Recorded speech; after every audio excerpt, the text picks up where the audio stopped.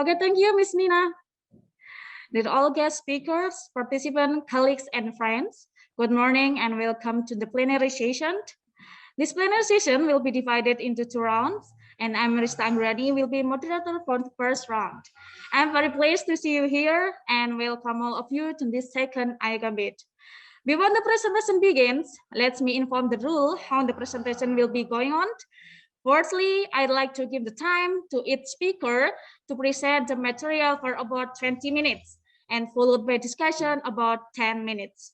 Ladies and gentlemen, let me introduce the first speaker. He is Dr. Dadan Kusdiana, a Director General of Renewable Energy and Energy Conservation, Republic of Indonesia. Please allow me to read a glance of curriculum vitae of Dr. Dadan. Well, after graduating from Institut Pertanian Bogor for his undergraduate, Dr. Dadan continued to master and doctor at Kyoto University. The experiences of Dr. Dadan have such as Senior Advisor to Minister on the Economic of Natural Resources 2017-2019, Head of Research and Development Agency MEMR 2019-2020, and now he is Director General of New Renewable Energy and Energy Conservation Republic of Indonesia. Dear all participants on this conference, now allow me to invite the speaker, Dr. Dadan Kusdiana, to deliver his presentation. Dr. Dadan Kusdiana, the time is yours. Terima kasih. Suara saya sudah kedengar ya, Mbak Rista. Baik, terima kasih. Assalamualaikum warahmatullahi wabarakatuh. Selamat pagi, very good morning to all of you. I would like to thank to the UMM for the invitation. This is my honor to be with you all here in the second ICOMBIT International Conference on Bioenergy and Environmentally Sustainable Agricultural Technology today in UMM Malang.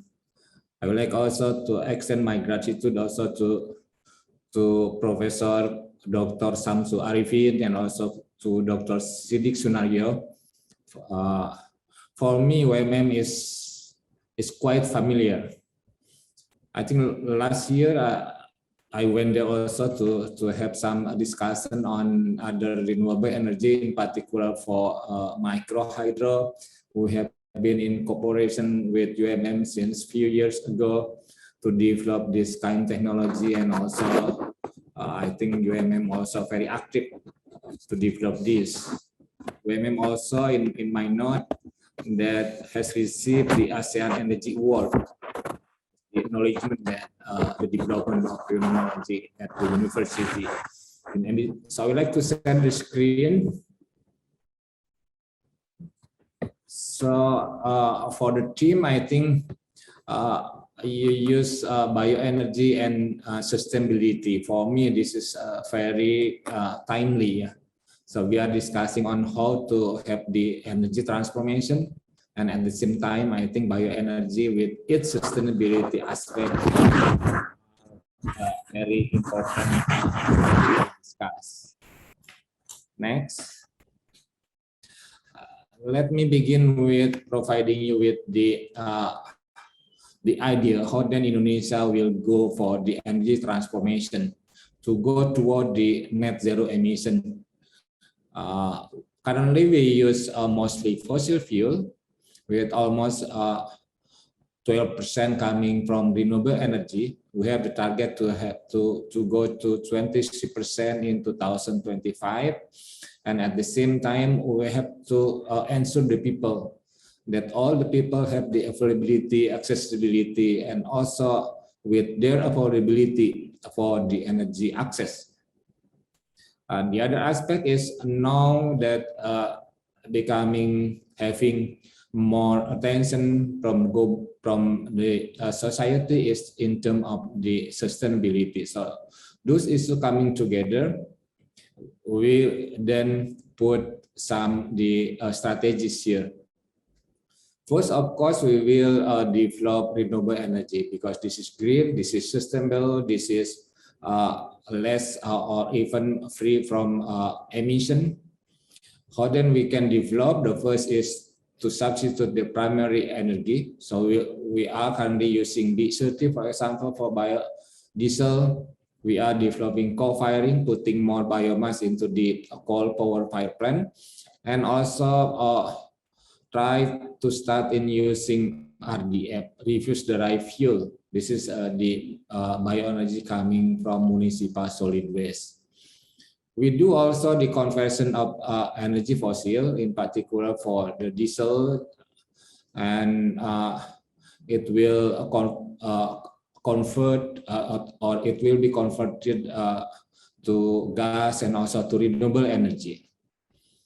We will increase the capacity of renewable energy, and also we use more renewable energy for the other use other than electricity or biofuel. For example, using as a briquette, biogas, and also for other use. And this all of use of renewable energy are not enough to ensure the energy transformation to go to net zero emissions. So we have to add more activities. Try to use electric vehicle, more battery instead of the diesel. And also, I think I would like to invite also all the scientists from UMM to start to look for further research on hydrogen. Smart energy as part of the infrastructure, smart grid, and also the other that is very important also for us is to do the energy conservation. And how about the fossil fuel? Fossil fuel will then be combined with the use of clean coal technology. Or we will use CCUS, carbon capture and utilization storage, and combine with the net sink. So by this, then we can use energy with less of emission. We have the energy dependency to increase the energy security with highly sustainable development, and at the end, we will have the society with low carbon and climate resilience. Next, and how are the bioenergy development so far in us here in Indonesia? The first is to use bioenergy for power plant as the base load. The second is to increase the use of biofuel as a fossil fuel substitute in all related stakeholders. We are using currently 30% of biodiesel from palm oil blended with diesel fuel, and to utilize biomass for coal substitution. We call this as co-firing. We use currently majority for electricity coming from coal, and by putting more biomass, more renewable energy, then we can reduce the greenhouse gas emission. And the other are to utilize organic waste and municipal solid waste as renewable energy sources.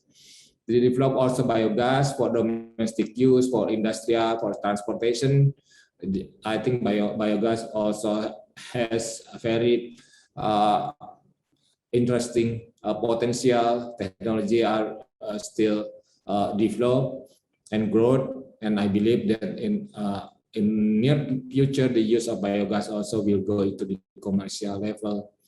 And the last one, this is very important also for us, for the downstream, for the upstream, for the feedstock, because the one that is quite difficult from us, from Ministry of Energy, is to guarantee the supply, to guarantee the feedstock. It goes to the agriculture sector, into the forest sector. So we really need the support also from others on how to improve the, for example, the productivity of the biomass. Next. I will go into one by one. Next. For biomass potential for electricity, we have currently almost 2,000 gigawatt already in capacity installed nationally. With on-grid is 227 megawatt, and the rest are in the term of off-grid, or they use for their own use for the process in the manufacture. They don't sell into the grid, into the PLN. and capacity or potential are still very high. In our survey 5 years ago, that the potential of bioenergy for electricity is equivalent with 32 gigawatt. So now we are currently using 2 gigawatt. So we still have more than enough to develop bioenergy for the next 10 years. And also we can increase actually the potential for bioenergy by plantation. Next, this is the update for biofuel. We are the country that currently using B30, the highest blending ratio of biodiesel blended into the diesel fuel since last year. And we do more also activities to ensure that the enough capacity for the supply. We have the incentive mechanism, so government provide incentives for the gap of the price of the biodiesel compared with the diesel fuel. And this year we are targeting to blend 9.2 million kiloliter of biodiesel. Next, for biogas, I think Malang is one of the very important area for household implementation of biogas. There are more than 5,000 of biogas have been installed actually around Malang, and the development are quite interesting so far. For example, in one area in East Kalimantan, now they are having the concentrated biogas. So it can use as biomethane gas, and it can be used as for local transportation and also for LPG substitution for employees of housing. Yeah. So this is kind of a little bit modern of the use of biogas. Next. The other in terms of biomass and RDF. RDF is refuse derived fuel as co-firing fuels in existing coal power fire plant. So we have 41 locations of the power plant, and currently already running in commercial phase is 16 locations. And this year we are targeting to have more to 23%. This is actually the implementation is quite simple. We just blend the bioenergy with coal. But the issue then, how then we can guarantee we can keep the spec of the biomass meet with the standard. We have the standard already. And the other issue, the other very important aspect is for the supply on this feedstock. Next, how then the future of the biomass? For bioenergy, we will develop more for the implementation, whether this is on grid or off grid. We are currently preparing the government presidential regulation for tariff. So hopefully we can see more bioenergy power plant connected into the grid and also used for the process internally. Next, in terms of biofuels, we are already in B30, and now we are expanding to have the green fuel, whether this is green diesel, green gasoline, or bioafter. With at the same time, we are ensuring the sustainability, the high quality standard.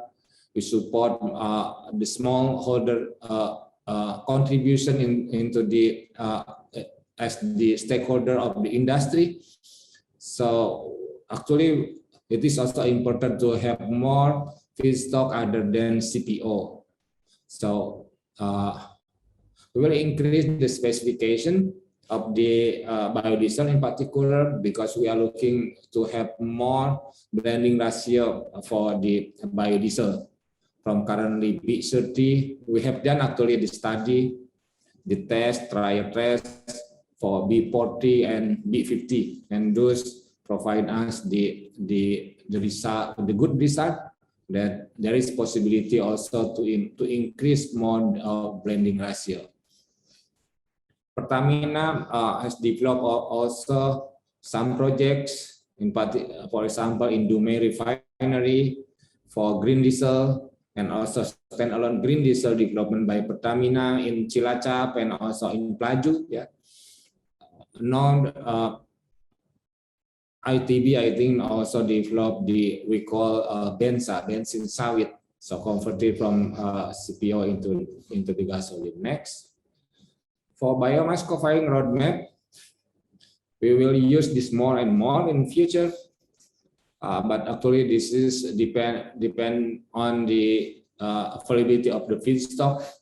So from our technical review, so the roadmap that we will use around 9 million metric ton of biomass to be blended with the coal for the existing coal-fired power plant.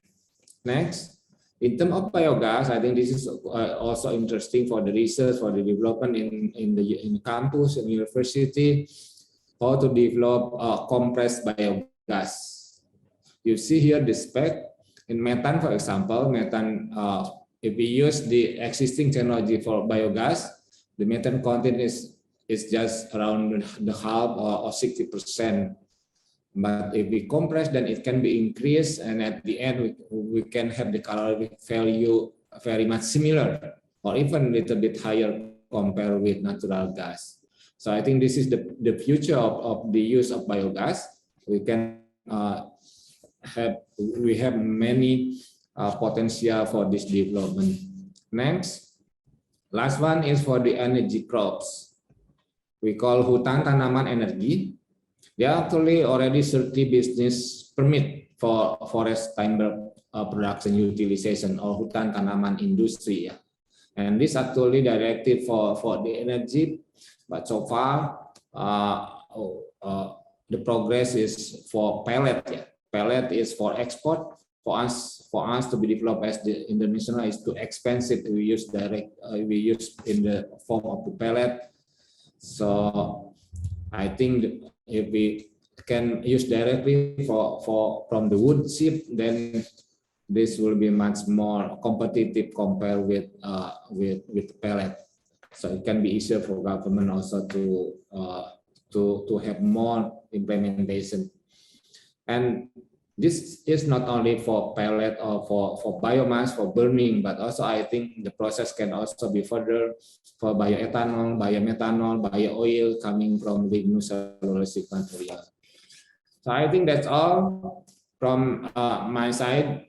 So at the end, I really appreciate the activity coming from the UMM, and I would like to also to invite all to have more research in terms of the process, in terms of to have more productivity of the biomass feedstock, and also in terms of the sustainability as becoming the theme of this seminar. Thank you. Return to Mbak Rista.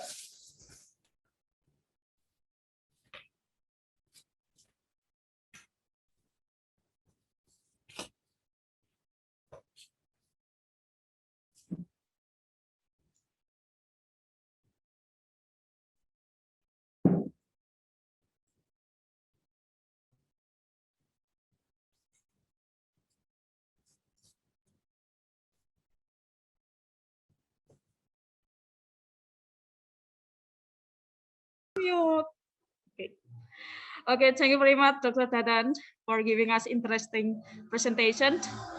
Okay, from this first speaker, I'd like to take the highlight that smart energy, smart grid, and energy conservation is our concern in the future. Ladies and gentlemen, now come to the question and answer session. Anyone who has question, please click raise hand button to ask permission before being selected by the moderator. Don't forget to mention your name before delivering your question. Anyone?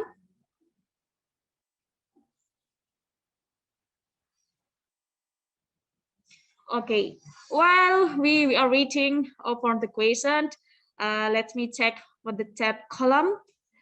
Okay. One question from Roy Setiabudi. Okay, the question is, Okay, UMM ESDM has financed PLTMH and the QM campus. Currently, the Director General of ABTKE is driving the rooftop photovoltaic system. Several masjid and Katedral Jakarta offices and a number of campuses have installed rooftop photovoltaic system. Is it possible for renewable energy grant at UMM campus to be continued with rooftop photovoltaic system? Thank you. Yeah, of course it is possible. That depends on the availability of the fund. Yeah, this year we don't have any budget for this, but I think you can submit to us the proposal. Okay, so Thank it is you, Pak possible. Roy. Okay, thank you, Mrs. Roy. Any questions? Please raise hand, or maybe you can type your question in the chat column. We still have 4 minutes left before we are going to the next speaker. Okay, nobody. Or let me, I tailor my question for Dr. Dadan. So after I listened for your presentation, so what the big challenge to concern about the bioenergy? Well, I think the concern, at least at this moment, is the feedstock. Yeah. Okay, feedstock. Mm-hmm. We have to ensure the feedstock because this is different with solar. This is different with wind. Mm-hmm. If wind or solar, if there is no wind, that we do is just berdoa. Okay. But for this, we cannot do this. We have to do the activity. We have to land clearing. We have to do plantation. Mm-hmm. Well, many activities to ensure that we should have the feedstock. And but the interesting is that then if we have enough feedstock, it can serve for all the year during the day and nights. This is different with solar. With solar is only available during the day, but they have to the energy has to be stored in the battery, for example. For this, we don't need that, and we can manage. I think we are the country in tropical country with the background of agriculture activities, farmers, and also it can involve many layer of stakeholder from the not only from the developer but also the local people, the farmers. They can also contribute on this. Okay, thank you, Dr. Dadan. The last question for this moment, the question from Prapti Ningsi, University Merdeka, Madiun. Okay, Dr. Dadan only explained about biodiesel, biogas, and biomass. So she is curious about the development of bioethanol. Could you explain a little bit about the bioethanol? Thank you, Dr. Dadan. Thank you, Ibu Praptiningsih. I did that.